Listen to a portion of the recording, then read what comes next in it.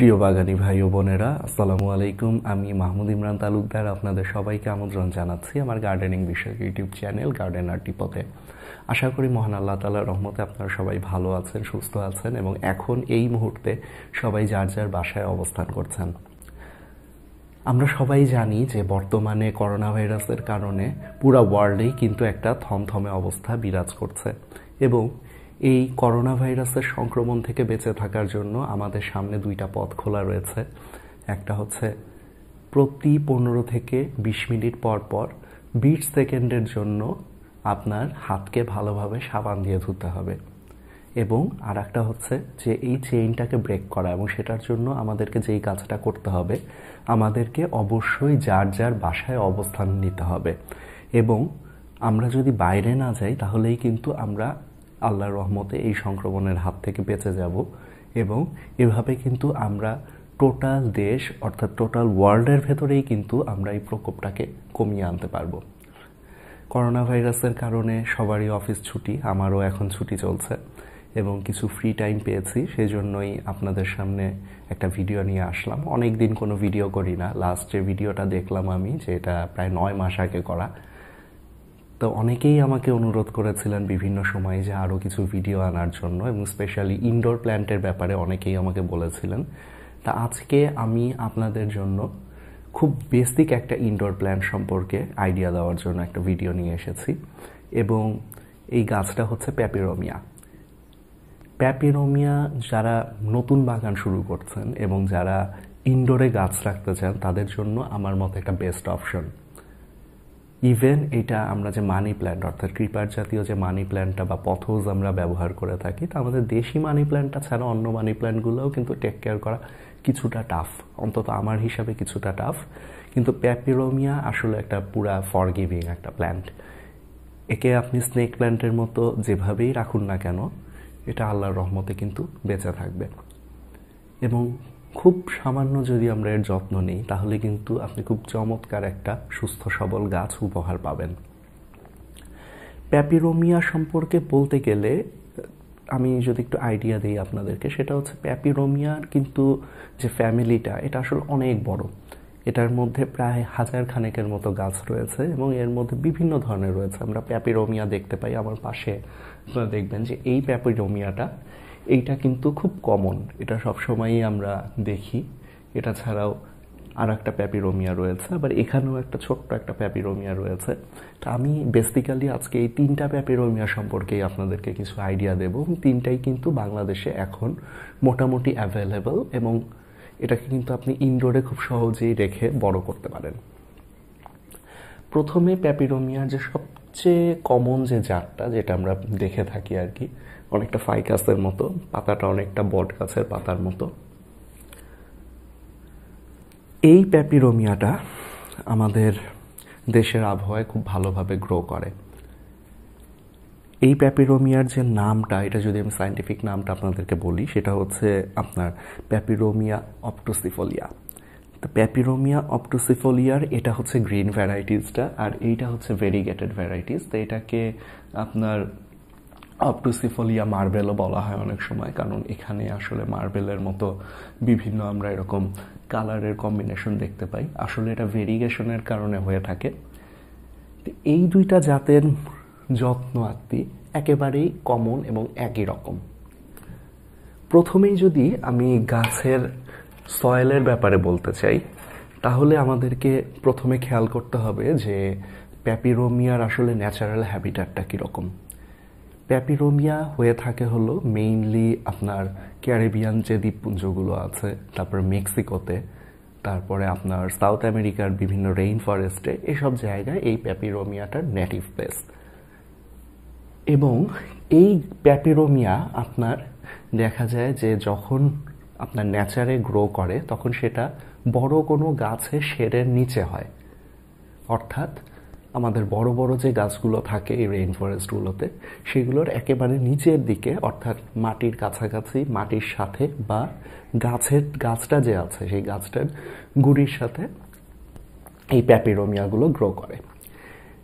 সেই কারণে দেখা যায় যে এর যে সয়েলের রিকোয়ারমেন্ট সেটা খুব বেশি অর্গানিক রিচ হতে হয়। অর্থাৎ আপনি এর জন্য যে সয়েলটা প্রিপারেশন করবেন সেটা সবচেয়ে বেটার হয় যদি প্রচুর পরিমাণে আপনি পাতা পচা ব্যবহার করেন, কারণ ওটা ন্যাচারাল হ্যাবিটাটে যখন হচ্ছে তখন কিন্তু সয়েলের উপরে দেখা যায় যে একটা বেশ ভালো একটা বড় সড়ো মোটা একটা পাতা পচার কিন্তু স্তর থাকে এবং সেখানেই কিন্তু মেইনলি এই প্যাপিরোমিয়াটা গ্রো করে। তো এখন আমরা যদি কন্টেইনারে করতে চাই, আমরা যে কোনো কন্টেইনারেই করতে পারি, এটা মাটির পটে হতে পারে, ইভেন আমি যে এটা সিরামিকে ব্যবহার করেছি এটা কিন্তু নিচে কোনো ছিদ্র নেই, কিন্তু এটার টপটা হচ্ছে 6 ইঞ্চি এবং এর নিচে আমি মোটামুটি 2 ইঞ্চির মতো ইটের যে খোয়া আছে সেইটা দিয়ে এবং কয়লা দিয়ে আমি একটা স্তর তৈরি করে তার উপরে কিন্তু আমি সয়েলটা সেট করেছি এবং এই সয়েলের ভেতরে আপনার 70% আছে হচ্ছে পাতা পচা। তা আপনার কাছে যদি পাতা পচা না থাকে তাহলে আপনি কোকোপিট এবং কম্পোস্টের মিক্সড করেও কিন্তু আপনি এই মিডিয়াটা তৈরি করতে পারেন। সরাসরি মাটি না দেওয়াটাই ভালো। আমরা আমাদের দেশে নার্সারিতে সবসময় দেখি যে এটা মাটির মধ্যেই করা হয়, বালুই মাটি হতে পারে বা এঁটেল মাটি, যে কোনো ধরনের মাটিতে ওনারা করেন এবং কিভাবে যেন হয়েও যায়, কিন্তু আমাদের অনেক সময় দেখা যায় যে আমাদের বাসায় আসার পরে আমরা গাছটাকে বাঁচাতে পারি না। কিন্তু আপনি যদি সয়েলটাকে এইভাবে প্রিপেয়ার করেন যে সয়েলটাতে প্রচুর পরিমাণে অর্গানিক ম্যাটেরিয়াল থাকবে, তাহলে কিন্তু এটা খুব ভালো একটা সয়েল মিডিয়াম হিসেবে তৈরি হবে। আর আরও একটা জিনিস খেয়াল করতে হবে যে এই গাছগুলো আমরা যেই পটেই রাখি না কেন সেটার পানি নিষ্কাশনের ব্যবস্থাটা ভালো হওয়া প্রয়োজন। তো এখন আপনারা প্রশ্ন করতে পারেন যে আমি কেন একটা সিরামিকের পটে ব্যবহার করছি এবং সেখানে কেন কোনো ছিদ্র নেই। তো এইটার সহজ যে উপায়টা সেটা হচ্ছে, আমি যেহেতু গাছটাকে ইনডোরে রাখছি, অনেক সময় দেখা যায় যে পানি দিলে কিন্তু আমার টোটাল যে ঘরের ভেতরের যে জায়গাটা সেটা কিন্তু নষ্ট হয়ে যায়। তো সেটা থেকে বাঁচার জন্যই আমি সিরামিকের পটটা ব্যবহার করি যেটায় কোনো ছিদ্র নেই এবং এটার নিচে যেহেতু আমি 2 ইঞ্চির একটা লেয়ার দিয়ে নিয়েছি, সো দেখা যায় যে অতিরিক্ত এক্সেস যে পানিটা সেটা কিন্তু আসলে নিচেই থেকে যাচ্ছে এবং এটা কিন্তু সরাসরি আপনার রুটটাকে পচানোর বা ক্ষতিগ্রস্ত করার কোনো চান্স রাখছে না। এখন এইটার কারণে আরও একটা সুবিধা হচ্ছে, সেটা হচ্ছে যে নিচে এই পানিটা থাকার কারণে আমার কিন্তু প্রতিদিন পানিটা দিতেও হচ্ছে না, কারণ প্যাপিরোমিয়ায় প্রায় প্রতিদিনই পানি দিতে হয়। কিন্তু আপনি যদি ইনডোরে রাখেন এবং এভাবে একটা ছিদ্র ছাড়া পাত্রের ভেতরে রাখেন তাহলে কিন্তু দেখা যাবে যে আপনি হয়তো সপ্তাহে 1 দিন পানি দিলেই ওর চাহিদাটা কিন্তু পূরণ হয়ে যাচ্ছে। সো একদিকে আপনার পানিটা যেমন কম লাগবে আর একদিকে হচ্ছে আপনার মেইনটেনেন্সের সময়টাও অনেকটাই বেঁচে যাবে। আর আরও একটা বিষয় যে প্যাপিরোমিয়া কিন্তু আপনারা অফিসেও রাখতে পারেন এবং এখন বাংলাদেশের বিভিন্ন অফিসেই কিন্তু এসি চলে। তো প্যাপিরোমিয়া এমন একটা গাছ যে এই গাছটা কিন্তু আপনি যদি এইভাবে একটা বদ্ধ পাত্রে রাখেন তাহলে কিন্তু এই এসির কারণে যে একটা রুক্ষতা বা একটা শুষ্ক একটা টান অনুভূত হয় এই গাছগুলোর ক্ষেত্রে, বা পানির ঘাটতি দেখা যায়, ডিহাইড্রেশন দেখা যায়, সেটার থেকে কিন্তু আপনি খুব ইজিলি বেঁচে যাবেন। তো এখন এইটার আমরা সয়েল মিডিয়াটা সম্পর্কে আমরা বলে ফেললাম যে এখন সানলাইটটা কীরকম দরকার। প্যাপিরোমিয়ার জন্য আসলে মডারেট থেকে লো বা ইনডিরেক্ট যে সানলাইটটা সেটা হলেই কিন্তু এনাফ। ইভেন এটা এমন একটা গাছ যেটা আপনি আমাদের রেগুলার যে টিউব লাইট অর্থাৎ ফ্লোরোসেন্ট বাল্ব যেটা, সেটার নিচেও কিন্তু খুব ইজিলি বড় করতে পারবেন। এটার জন্য ওইভাবে সরাসরি সানলাইটের কোনো দরকার নেই। তবে এরকম যদি অফিসে বদ্ধ এনভায়রনমেন্টের মধ্যে রাখা হয় তাহলে আমি ব্যক্তিগতভাবে সাজেস্ট করব যে অন্তত সপ্তাহে 1টা দিন এটাকে একটু খোলা কোনো জায়গায় রাখুন। অবশ্যই এটাকে ডিরেক্ট সানলাইটের নিচে দিবেন না, চেষ্টা করবেন যে বারান্দায় বা জানালার কার্নিশে যেখানে ইনডিরেক্ট আলোটা পড়ছে, অর্থাৎ আলো আছে কিন্তু রোদ নেই, সেই জায়গাটাতে কিন্তু আপনারা রাখতে পারেন। প্যাপিরোমিয়ার যে রেগুলার যে প্ল্যান্টটা এবং ভেরিগেটেড, এই দুটাই কিন্তু এই সেমভাবেই আপনি লালন পালন করতে পারবেন, আল্লাহর রহমতে কোনো সমস্যা হবে না। এখন এই সয়েল মিডিয়াটা কিন্তু প্রচুর অর্গানিক রিচড এবং এটার কিন্তু পিএইচ লেভেলটাও অনেক কম, কারণ আপনারা জানেন যে অর্গানিক সয়েল যখন হয় তখন অটোমেটিক্যালি সেখানে কিন্তু পিএইচ লেভেলটা কম থাকে। প্যাপিরোমিয়ার জন্য যে রিকোয়ার্ড পিএইচটা সেটা হচ্ছে আপনার 5 থেকে 6-এর ভেতরে, অর্থাৎ ও একদমই বেসিক সয়েলটা পছন্দ করে না। সেই জন্য আপনি এই প্যাপিরোমিয়াতে প্রতি মাসে এরকম একটা পটের জন্য 1/2 চা চামচের 1 চামচ ভিনেগার আধা লিটার পানির সাথে মিক্স করে সেটা কিন্তু আপনি এই গাছটায় দিতে পারেন। এছাড়াও আমি যেটা করে থাকি, এটার যেহেতু আমি এটাকে বাসায়ই রাখছি এবং এটাকে আমি আসলে ওইভাবে খুব ছোট অবস্থায় রাখতে চাই না, আমি বড় করারই চেষ্টা করি। সো আমি কিন্তু এইটাতে আপনার প্রতি 15 দিন পর পর এনপিকে স্প্রে করি। তা আমি যে পাউডার এনপিকেটা পাওয়া যায় সেটা আমি আধা চা চামচের 1 চামচ 2 লিটার পানিতে এই অনুপাতে মিক্স করে আমি গাছের পাতা এবং পুরা বডি বা আপনার মাটিতেও আমি স্প্রে করে দিই। তো এই কারণে কিন্তু এর গ্রোথটাও আল্লাহর রহমতে বেশ ভালো হচ্ছে। এইবার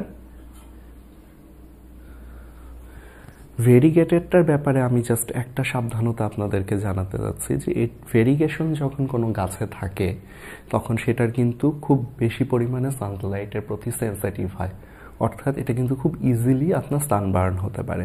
সো এটাকে যখন আপনি ঘরে রাখবেন তখন খুবই ভালো, কিন্তু যদি আপনি বাইরে বারান্দায় রাখতে চান তাহলে কিন্তু সবসময় চেষ্টা করবেন যে এই গাছটাকে একেবারে ভেতরের দিকে রাখতে, না হলে কিন্তু সানবার্ন হবে এবং আপনার গাছটার সৌন্দর্যটাও নষ্ট হবে এবং অনেক ক্ষেত্রে কিন্তু গাছ মারাও যেতে পারে। এই দুইটা গাছই আপনার দেখা যায় যে আমরা যদি পটিং করে রাখি, অর্থাৎ এরকম ন্যাচারাল হ্যাবিটাটে না রেখে আমরা পটের ভেতরে রাখি, তাহলে দেখা যায় যে এটা সর্বোচ্চ আপনার 12 ইঞ্চির মতো গ্রো করে। কিন্তু এটা আপনি যদি ন্যাচারাল হ্যাবিটাটে দেখেন তাহলে এটা অ্যাটলিস্ট আপনার 3 ফিট পর্যন্ত বড় হয়, কিন্তু এখন এরকম পটিং অবস্থায় এটা আসলে এতটা বড় হওয়ার কোনো চান্স নেই। এবং এর প্রোপাগেশনের সম্পর্কে যদি আমি বলি, জাস্ট আপনি এখান থেকে একটা পাতা নিতে পারেন, এর কোনো একটা ছুরি বা ধারালো একটা ছুরি বা ধারালো কেচি দিয়ে আপনি কেটে নিতে পারেন এবং কেটে কিন্তু আপনি এই জিনিসটাকে খুব ইজিলি যদি আপনি আমাদের যে কোকোপিট, জাস্ট কোকোপিট, এটার ভেতরে যদি আপনি বুনে দেন তাহলেই কিন্তু এখান থেকে গাছ হয়ে যাবে। এছাড়া আপনি এরকম জাস্ট এরকম ছোট কাটিং নিতে পারেন, এতটুকু এতটুকু এতটুকু কাটিং নিয়েও কিন্তু আপনি বুনে দিলে গাছটা কিন্তু হয়ে যাবে। সেম জিনিসটা আপনার এই যেটা ভেরিগেটা ভার্সন, সেই ভার্সনের ক্ষেত্রেও প্রযোজ্য। একইভাবে আপনি কিন্তু প্রপাগেশনটা করতে পারবেন। আর কাটিং করলে আরও একটা জিনিস হয় যে গাছের গ্রোথটা স্টিমুলেট হয়, অর্থাৎ গাছের গ্রোথটা কিন্তু আরও আগের থেকে বাড়তে থাকে। এরপরে আমি লাস্ট যে পেপিরোমিয়ার ভ্যারাইটিটা, এটা সম্পর্কে বলবো। এটা আমার লেটেস্ট কালেকশন, এটা আমি খুব বেশি দিন হলো আমি আনিনি, এখনও এটা চারা অবস্থাতেই আছে এবং আমি আরও চেষ্টা করেছি যে আমি আসলে বেশ কয়েকটা কিনেছিলাম এবং এগুলোর থেকে প্রপাগেট করার চেষ্টা করছি। এইটা হচ্ছে, এটার সায়েন্টিফিক নেমটা হচ্ছে পেপিরোমিয়া গ্রেভ অলিন। পেপিরোমিয়া গ্রেভ অলিন। এর যে ইউনিক ফিচারটা সেটা হচ্ছে এর পাতার নিচের অংশটা রেড ওয়াইনের মতো কালার এবং উপরের অংশটা হচ্ছে সবুজ, এবং এই সবুজের ভেতরে কিন্তু আবার বেশ ছোট ছোট জালের মতো একটা ডিজাইন দেখা যায়, যেই কারণে এই গাছটা খুবই সুন্দর। এবং এই গাছটা সাধারণত আপনার যদি ল্যান্ডস্কেপিং করা হয় বা আপনি বাসায় কোনো টবের ভেতরে অনেক ধরনের সাকুলেন্ট একসাথে রাখেন, তাহলে কিন্তু এটাকে আপনি ফিলার হিসাবে ব্যবহার করতে পারেন। অর্থাৎ এইটা সাইজে ছোট হয় এবং এটা ছড়িয়ে যায়, সেই জন্য আপনার টবের ভেতরে যে খালি জায়গাটা সেটা ভরাট করার জন্য আপনি এই পেপিরোমিয়াটা ব্যবহার করতে পারেন। এবং এটার যে ইউনিক কালার, এই কালারের কারণে কিন্তু এটা খুব ভালো একটা ভাইব্র্যান্ট একটা লুক দেয় এবং এই লুকটার কারণেই এটা পুরো ওয়ার্ল্ডেই এখন বর্তমানে বেশ জনপ্রিয় এবং একটা ট্রেন্ড হিসেবে দেখা যাচ্ছে। তো এইটার একটা কমন নেম আছে, সেটা হচ্ছে পেপিরোমিয়া রুবিগ্লো। তা আপনারা বুঝতেই পারছেন যে এটা আসলে রুবিগ্লো বলার কারণটা কি, কারণ এটা খুবই চকচকে শাইনি একটা রেড ওয়াইন কালার রয়েছে। তো এইটারও যে ন্যাচারাল হ্যাবিট্যাটটা সেম একই জায়গাতেই, এবং এটা কিন্তু আপনার অবশ্যই আপনাকে কোনো শেডে রাখতে হবে। অনেকেই আমরা দেখে থাকি যে পাতাবাহার বা অন্যান্য যেগুলো লাল রঙের পাতা আছে সেগুলো কিন্তু বেশিরভাগ ক্ষেত্রেই খুব সানলাইটটাকে খুব পছন্দ করে, কিন্তু এই গাছটার ক্ষেত্রে কিছুটা ব্যতিক্রম। এটাকে আপনার অবশ্যই শেডে রাখতে হবে, কারণ আপনি যদি এটাকে শেডে না রাখেন তাহলে দেখতে পাবেন যে পাতাগুলো আস্তে আস্তে কুঁচকে ছোট হয়ে যাচ্ছে এবং এটা কিন্তু 2 দিন পরে পাতাগুলো সব ঝরে, এটা সম্পূর্ণভাবেই দেখবেন যে খালি ডালগুলো রয়েছে আর কোনো পাতা নেই। তো এটা একটু সেন্সিটিভ এবং এটার পানিটাও একটু বেশি লাগে। যদিও পেপিরোমিয়া সবগুলোই সাকুলেন্ট, কিন্তু তারপরেও সাকুলেন্টের ভেতরেও পানির চাহিদার কম বেশি আছে। তো এই পেপিরোমিয়া রুবিগ্লো যেটা, সেটাতে পানিটা একটু বেশি লাগে। এবং এইটারও সয়েল প্রিপারেশনটা সেম অ্যাজ আমাদের যে রেগুলার পেপিরোমিয়াগুলো আছে সেইটার মতোই, অর্থাৎ খুব অর্গানিক রিচড সয়েল হতে হবে, সয়েলটা ওয়েল ড্রেইনড হতে হবে। এবং যেহেতু এটা আমার কাছে একেবারেই নতুন, এটাকে আমি একটা ছোট পটে রেখেছি, সেই জন্য আমি কিন্তু অনেকগুলো ছিদ্রওয়ালা একটা পটই, একটা রেগুলার ছোট 2 ইঞ্চির যে পট, সেটাই আমি ব্যবহার করেছি। তো পরবর্তীতে হয়তো আমি যখন এটাকে অন্য কোনো বড় সিরামিকের পটে দেব, তখন হয়তো এটাকে আমি এই সেম একই টেকনিকে লালন পালন করার একটা চেষ্টা চালাবো। আমার কাছে এই গাছটা খুব ভালো লাগে এবং এটা সম্পর্কে আমি যখন নেটে ঘাটাঘাটি করছিলাম তখন দেখলাম যে এটাকে নাকি বেসমেন্টেও রাখা যায়। তার মানে এটা কতটা লো লাইট পছন্দ করে, এবং এটা যদি আপনি সানে রাখেন তাহলে মাস্ট এটা সানবার্ন হবেই। তো পেপিরোমিয়ার এই যে 3টা ভ্যারাইটি, এইটা আপনারা যারা একেবারেই নতুন বাগান করছেন তারা কিন্তু খুব ইজিলি এটাকে বাসায় রাখতে পারেন। এবং এছাড়াও অনেকেই পেপিরোমিয়া পছন্দ করেন বা ইনডোর প্ল্যান্টস করতে চাচ্ছেন, তারা কিন্তু এটাকে খুব চমৎকার একটা অপশন হিসেবে নিতে পারেন। তো পেপিরোমিয়ার আরও কিছু ভ্যারাইটিস রয়েছে যেগুলো নিয়ে আমি পরবর্তীতে হয়তো আরও একটা ভিডিও করব, এবং সেখানে আমি মেইনলি ফোকাস করব পেপিরোমিয়ার যে হ্যাঙ্গিং ভ্যারাইটিসগুলো আছে। অর্থাৎ অনেকগুলো পেপিরোমিয়া আছে যেগুলো কিন্তু আপনার দেখতে অনেকটাই আমরা যে মানি প্ল্যান্টটা দেখে থাকি সেই মানি প্ল্যান্টের মতো, অর্থাৎ অনেকটা এই মানি প্ল্যান্টের মতোই, নিয়ন মানি প্ল্যান্টের মতো একটা ঝুলে পড়ার একটা, অর্থাৎ একটা হ্যাঙ্গিং একটা ভাব থাকবে। সেগুলো নিয়েই আলোচনা করব। তা আজকের জন্য এই পর্যন্তই। সবাই ভালো থাকুন, সুস্থ থাকুন, এবং অবশ্যই বারবার সাবান দিয়ে হাত ধুবেন এবং জনসমাগম থেকে দূরে থাকবেন, নিজের বাসার ভেতরে থাকবেন এবং সেফ অবস্থায় থাকবেন। সবাই ভালো থাকুন। আল্লাহ হাফেজ।